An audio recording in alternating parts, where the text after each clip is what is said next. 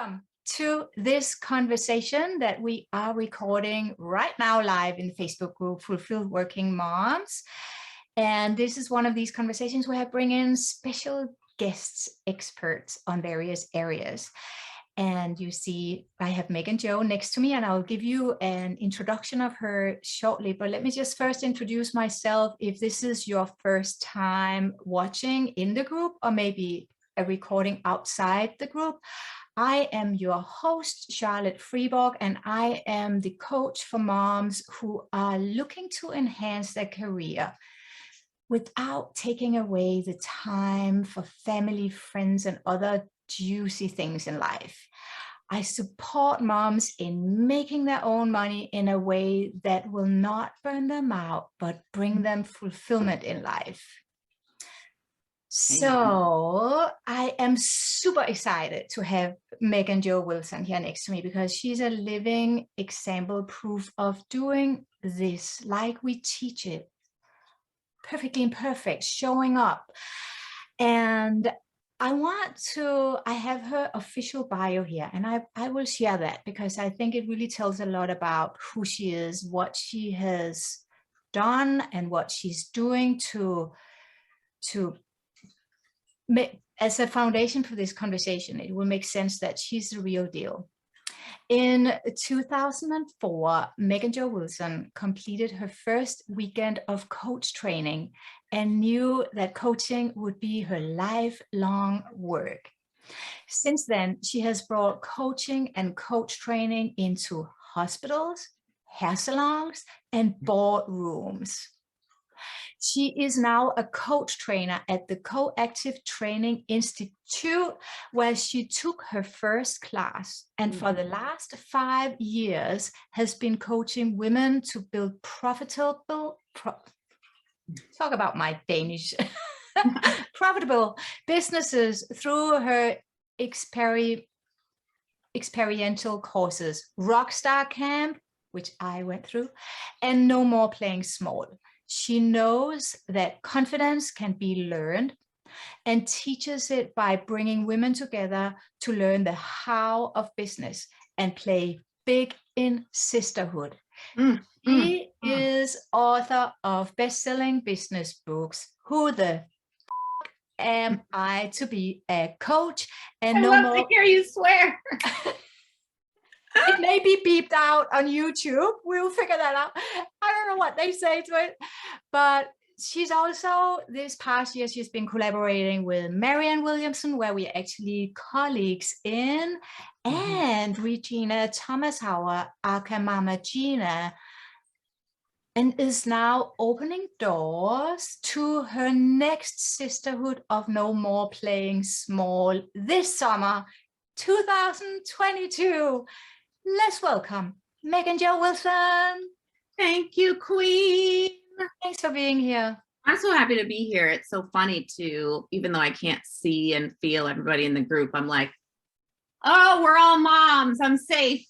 It feels like a safe space, which is just interesting. So thanks for having me. Shout out to all the moms and dads and women in the group. I like that you named that. And I think that will bring me to one of the questions that I wanted to talk to you about, because I want to be real about this. Yeah. I know you right now, you have your daughter home, she's being homeschooled. So often when we see business on social media, successful people, it's all the glitter and success and do this and da da da da. But there's also the behind the the facade, right? Like in a store, when you walk into a store, they have that back room. It's not always looking as pretty as the store where everything is set up nicely. I'm sure you have some words to say to that.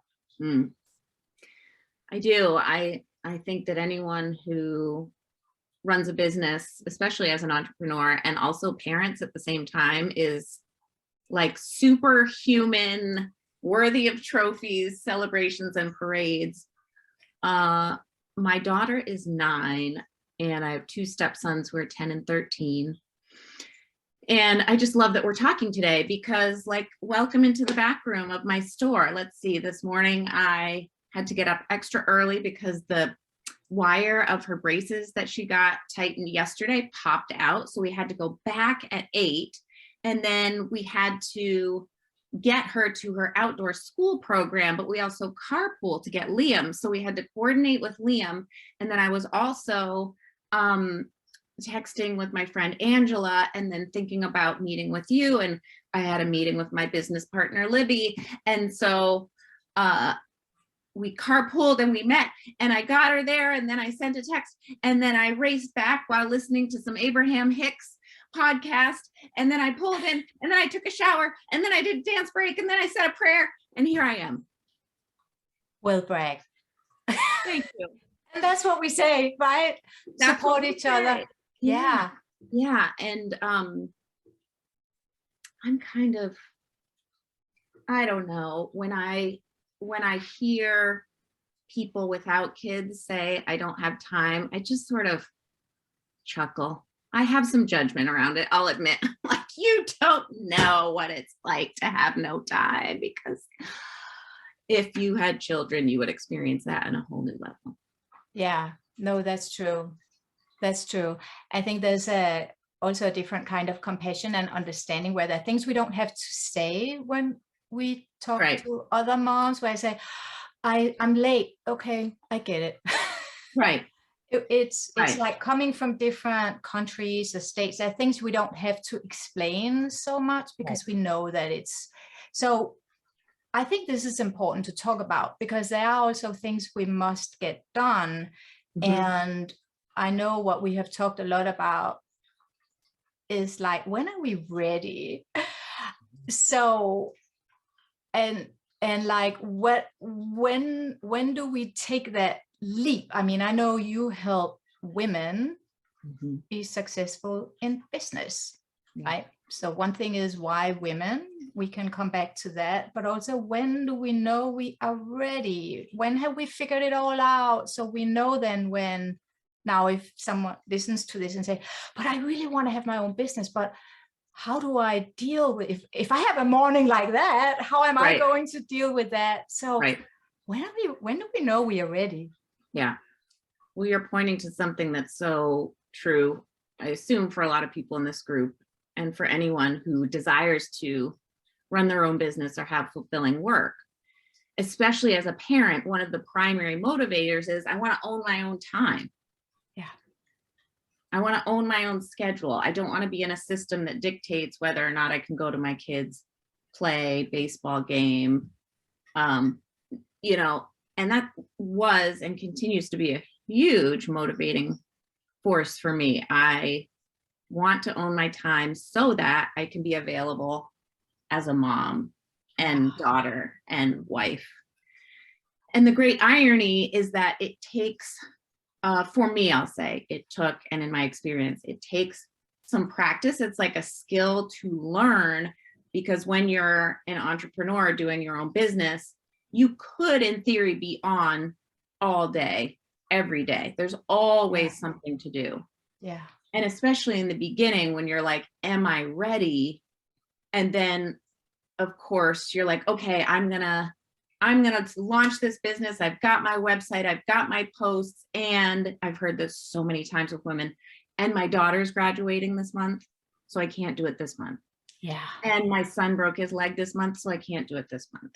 Yeah. And my, you know, my responsibility as a mom is such a priority, and there's this sort of idea that it's impossible to do both at the same time. And I admit it can be challenging, but I do think it's something that we can learn, and with practice and intention and conscious choice, it's actually incredibly liberating, and I think an amazing model for any child of any age to see. But I love that my daughter sees me running my own business and working and being successful and owning my own time. And then seeing that I know how to put the phone down, the computer down, and be present with her. Yeah. I think you So when am I demonstrate ready? that. It's like, it's never going to be a good or perfect time to start. That's the other big myth, right? I'll be ready as soon as my child graduates, as soon as my child goes into school, as soon as they get a job. Yeah. So it's sort of like becoming, you know, this is the core of like all the work we do, you and I, with coaching. It's like being the mom, the parent who knows how to respond to those things that are inevitable. Yeah. And saying that that will not ever undermine my mission or my business, and I won't let my business undermine my priority as a mom. Yeah. I just won't. Yeah. I'm going to be the woman that does both. But I think for many, it's a moment in life also where we just know, like we make a decision also. I don't know. I'm sure you have that. Well, I'm guessing that you have. I remember I worked in a store, furniture store, and I really liked it and enjoyed it and was good at it, like decorating, talking to customers and all that, and selling. And I was the only woman there. It was really fun. But there was a moment where I felt someone else was in control of my time, and I knew what kind of mom I was. So just talking to what you just mentioned, who I wanted to be, because of my background. And I could just see, there was a moment where I just could see, wow, this is not going to happen if I continue this. And that was the moment where I started to make decisions, prepare myself to shift into something else. Have you had a similar experience where I said, no, this is not going to work. I'm going to do something different for me? Yeah. First of all, so well bragged. Thank you. And I have the pleasure and honor of being close enough to your life that I see and hear and watch the freedom that has given you, that choice. It's a very brave choice. I mean, not everybody does it, right? If it was easy, everyone would just be an entrepreneur and running their own business. And yeah, there have been a lot of points of that along the way. As you read in my bio, I started my coach training 18 years ago. And so I, for the first 10 years, didn't have a child. First 9 years. Okay. And then 9 years ago, had a baby. And at that time, I was actually coaching in a hospital system here in Maine, which is fabulous because I got like great health insurance, and you know, part of why I worked there, I like knew everyone at the hospital. And you know, I love what Anne Lamott says, God is such a show off. I was just thinking of that this morning. God is such a show off. I was in the middle of writing my first book, Who the Fuck Am I to Be a Coach, and working part-time at the hospital. And I really wasn't sure which path. I knew I was going to have to choose soon because both were running. And my boss, who I loved, a woman named Deb, who let me do whatever I want, which is why I loved her, because she trusted me and knew I would do great work, said, I'm actually going to resign because I can't tolerate my boss anymore. I'm happy to groom you to take my position as the head of learning and development in this big system. And I said, wow, Deb, well, you know what? If you're going, I'm going. If I can't work for you, then I really don't want to be here. And what perfect timing to force me to make that choice. And so that at that point, with a very young baby and teaching at the coaching organization and publishing my book, which I was just looking at pictures of, I went all in and really spent a lot of time and energy studying the art and science of marketing and sales and all the things you've studied as well, which no one had ever taught me before. Yeah. And I think that's also one of the things when we have some kind of structure also to navigate within, that also helps a lot, and make a commitment to that. It did for me. And it also boosted my confidence. One of the things that women, okay, just a point, can we go to like why I work with women only? Yeah, let's do that. Go.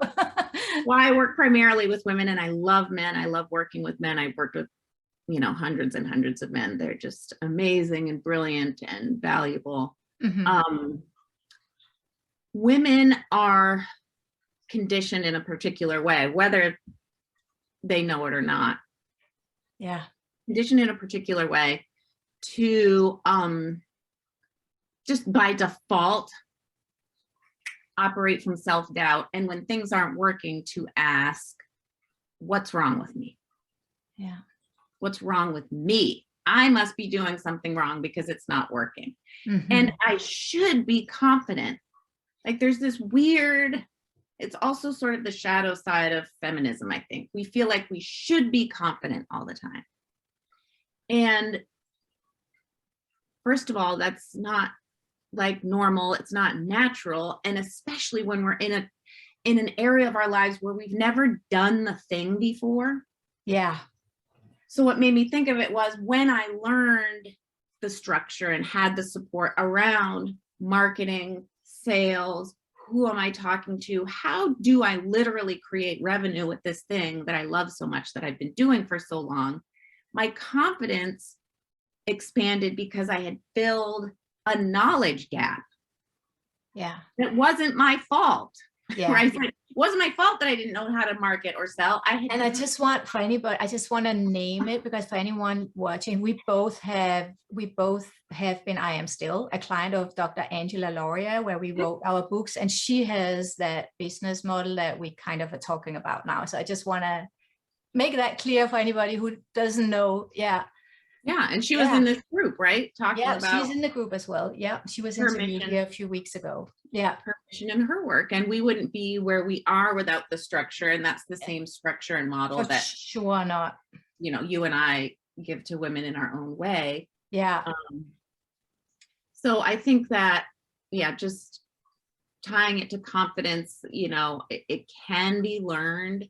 Yeah. And it's a practice. It's a practice of like filling the knowledge gaps and also deconditioning from our literal grooming to be in a space of like, I don't know.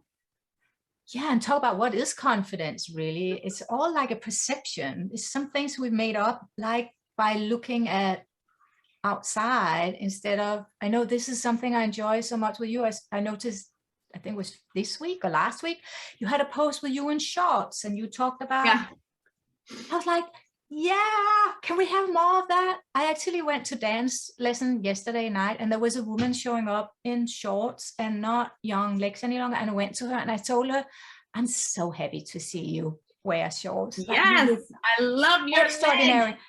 Because it's that taking that perfection out and just talk about how, like you just shared so beautifully, how your morning was. Yeah.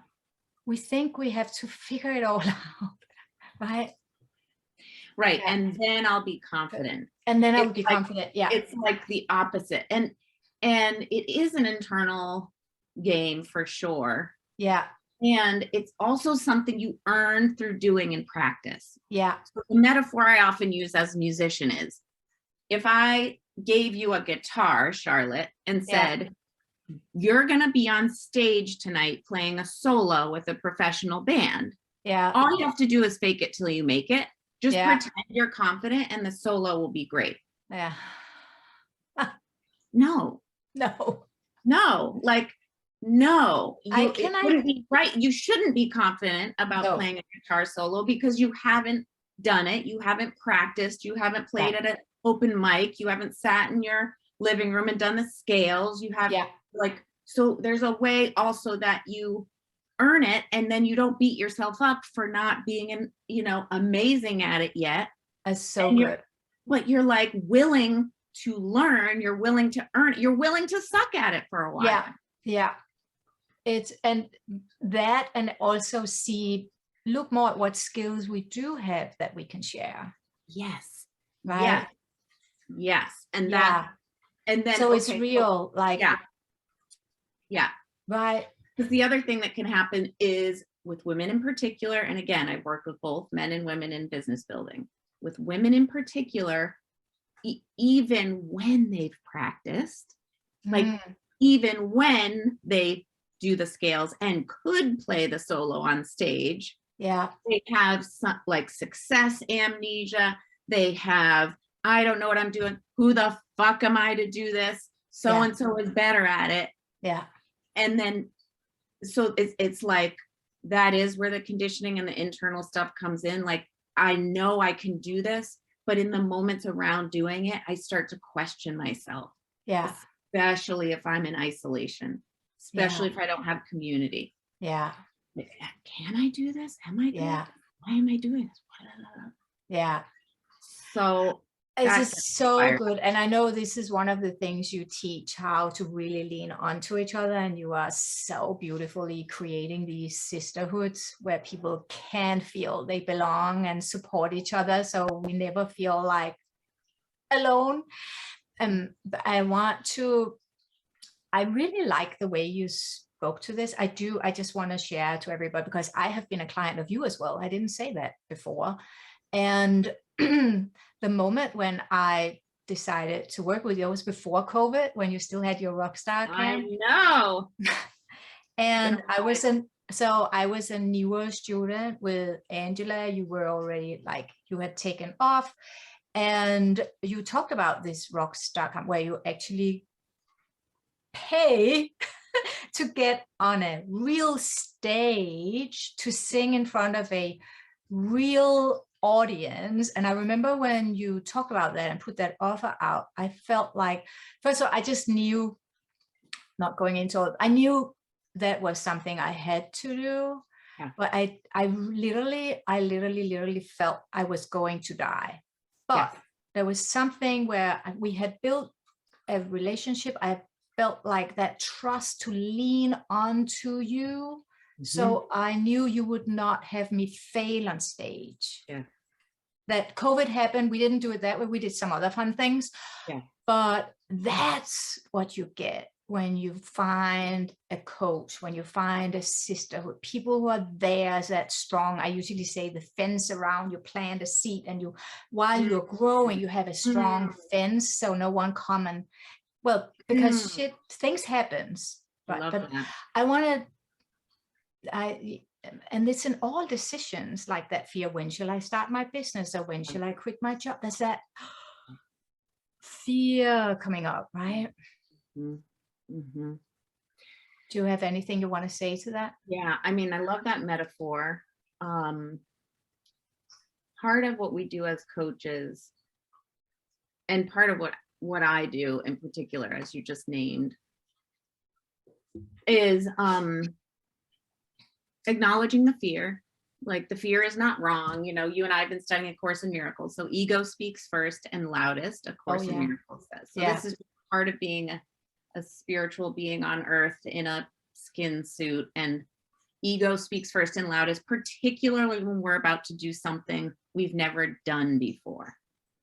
Yeah. Okay. So if you're about to do something that you've never done before, or that goes against social contracts or tribal contracts, your brain is wired beautifully to protect you from doing that, because it doesn't want you to leave the tribe and die. Yeah. So it does send literal chemical messages that are saying, this could end your life. This could kill you. Even when you get dry mouth or sweaty armpits, if you're speaking or doing like a Facebook Live, that's because your digestion is shutting down in preparation for attack. So adrenaline goes up, sweat rings, dry mouth, shaky hands, because your body thinks it's going to be attacked. Yeah. For women, this is a heightened experience, because we actually live in a world that attacks us, that annihilates us, that defiles us, that just doesn't look at what understand. happened last week, right? Taking away our right to, okay. We can talk about that or not, but whether we know it or not, and there's individual trauma, and then there's collective 5,000 years of it that have us under threat. So when we have an experience or community or sisterhood, like Rockstar Camp is a beautiful example of that, because it's an embodied experience. You're not just thinking about doing it, you're doing it.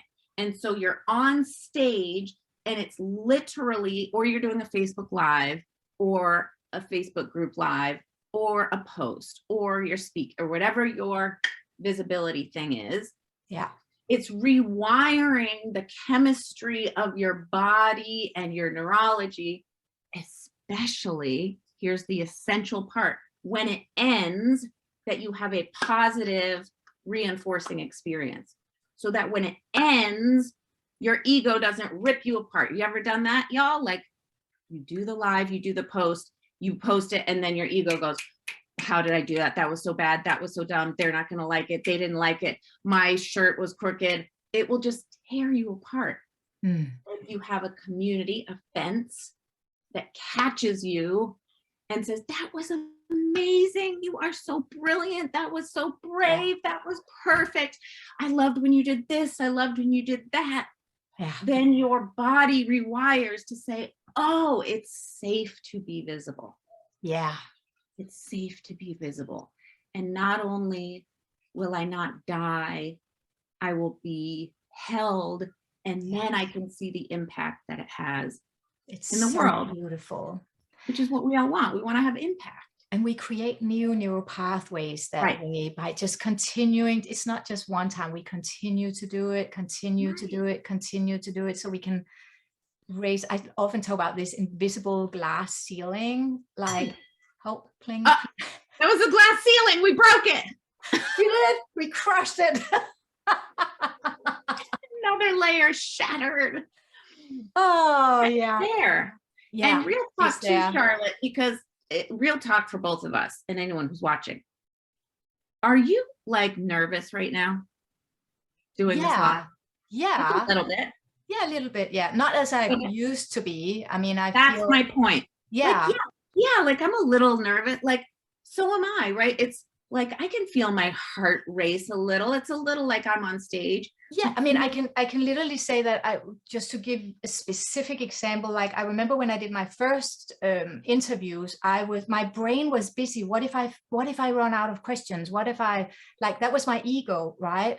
Now I learned to just be with you. Yeah. And we know, I mean, I invite people in here. I love and adore, I trust, and I know they're experts. They are living what they are talking. So it's just a cozy conversation, which I also call it. Right. And you got to that place by doing it. Yeah. You learned that the questions will come by doing it. Even if I promised you as your coach, Charlotte, the questions will come. You wouldn't have gotten it in your body unless you interviewed someone and interviewed someone and interviewed someone. Definitely not. Right? Definitely not. So that's what we talked about earlier. The confidence comes from doing. It doesn't come from sit and wait and meditate and meditate. But, yeah, right. Like, but let me just say, because there are these bushwhacks, it's not perfect. Last week I was in a group where I was attacked because I did something different. It was very uncomfortable. It's cleaned up. I had a conversation with the leader in the group after, so we cleaned it up. It's beautiful. We both learned. I'm grateful today that it happened, because I know it prepared me for a bigger, because I want to raise my voice more than I do now. And I know it's inevitable that people will not like what we do. So what I wanted to talk about, and then I see we already spoke 30 minutes, but I really want to get this in because I know you're so big on that. What is there will be these slams where we get things happen that we didn't expect. We were praying, we can put all the intentions, and things are just not like, what? I know you have a ton of tools, but what is your favorite thing to do when that happens and you just feel like climbing back into under the blanket? Or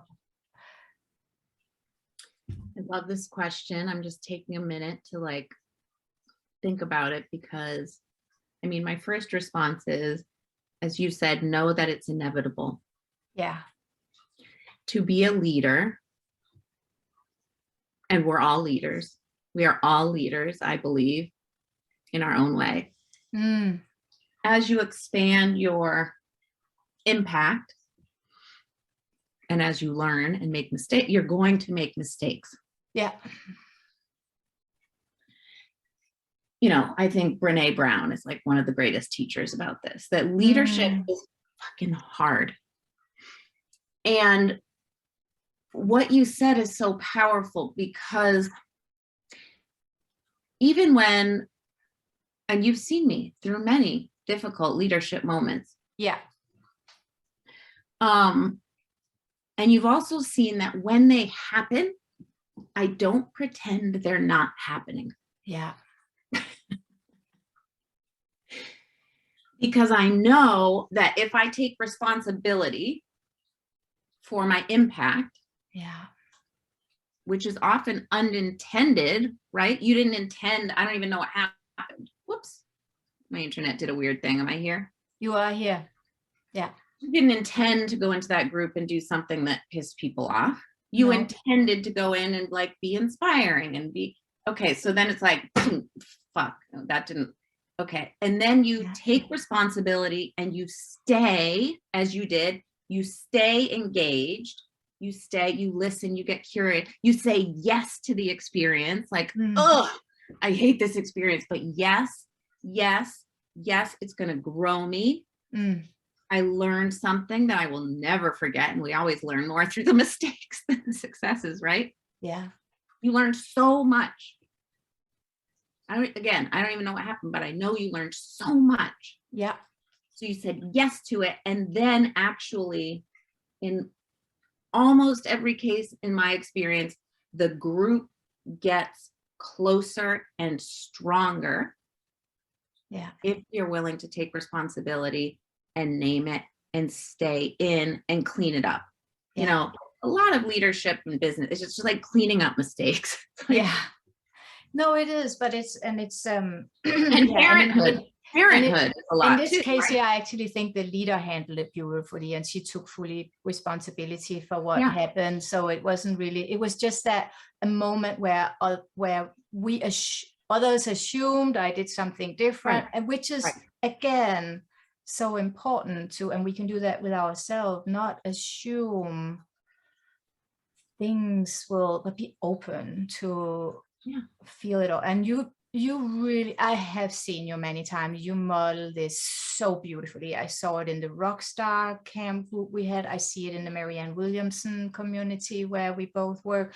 You are a true leader. I mean, and I know also you are aware of your human design. I saw you shared a post. So for people who are not following Nick and Joel, so now go and do that. It's real. You're so open and real. And I loved what you shared about, because that's true. You are a projector, and how you really are born to do this. You were born to do this. In my way, just like you were born in your way. Right? Yeah. Yeah, this is beautiful. Oh, thank you so much. We could talk a lot more. We could. I love it. I do know that you are going this summer, as I shared in the beginning, you are going to, and you are actually, I see that you are signing up women who wants to get into your sisterhood, the next sisterhood version 2 or whatever you call it. I think you call it, of No More Playing Small. It's happening this summer 2022, and we will share, I want you to share where they can go to learn more about that. And we will also in the Facebook group share the link right when the recording is uploaded. We will share it, and Megan Joe is in the group, so please continue the conversation. But I do have one final question before we get to that juicy stuff, and that is one I ask everybody. And that is, what is your definition of fulfillment? Oh, I love this question. Fulfillment to me is very different than happiness. Yeah. Or easy. To me, it's aliveness, awakeness, alignment. It's alignment with my values. It's alignment with my purpose. You know, and when I am, there is a sense of joy and aliveness. Aliveness is what I think of. And I love that word so much, especially in the context of business and parenting. Yeah. Because parenting for me, there's no more difficult, challenging, frustrating, exhausting journey that I've been on, and nothing that's more deeply fulfilling. So it's aliveness. Aliveness. I love that. I like that. Yeah. Aliveness and alignment. Those are the two words I would say. Yeah. It's interesting. Everyone has different answers to this, and I love every answer. Yeah. And I just want to acknowledge you for the way that you're leading and taking a stand that's possible for women and for moms. It is. Do work that's fulfilling, that's alive, that's aligned, that's satisfying, that's fun, that's easy, that's contributes to the world. So thank you. Let's stop any women listening to this. You don't have to burn out in a job that's not fitting you. So let's just find your guide. Okay. Yeah. Thank you so much. Thank you, Queen. I love you. Yeah, I love you too. So where can those who are listening and want to learn more from you, are curious to know more about what this is about, where can they go and find more information? I think what the link we're going to share is for my book, which is called No More Playing Small, which you can get it for free, you download it, and you'll just see, my philosophy, my approach, the impact of it. And the best way really is to send me a note on Facebook. Yeah. Follow me on Facebook. We're here in Facebook. We're in this group. I'm in this group. Yeah. Send me a note and say, I'm curious, I'm an entrepreneur. I'm a mom. I'm a woman. I recognize that it's time for me to play bigger, to share my voice, to put myself out there, and to do it in community. I'd love to hear your story. And we start in June. So just a heads up. It's soon. It's soon, and it's about half full. So I'd love to meet anyone in your group. And I know some people in here already. Hey, queens. Yeah. You do. Well, thank you. Thank you. Thank you. I feel we can talk a lot more, but let's honor the time. Everybody in here are busy, but we can make time for the important things. So I really appreciate that we finally got to have this conversation. I know. I'm so grateful. It was such a nice, in the middle of the day. Yeah. Beautiful. So thank you everybody for watching, whether you were with us here live or you are watching the recording. Please leave us some comments, what you took away from this conversation. Ask questions, be engaged. Let's help each other go higher, break the glass ceilings, and create a beautiful world. Thank you, Megan Jo. Thank you, sister. I will see you later today. Yes, you will. Lots of love, everyone. Okay. Bye, everybody.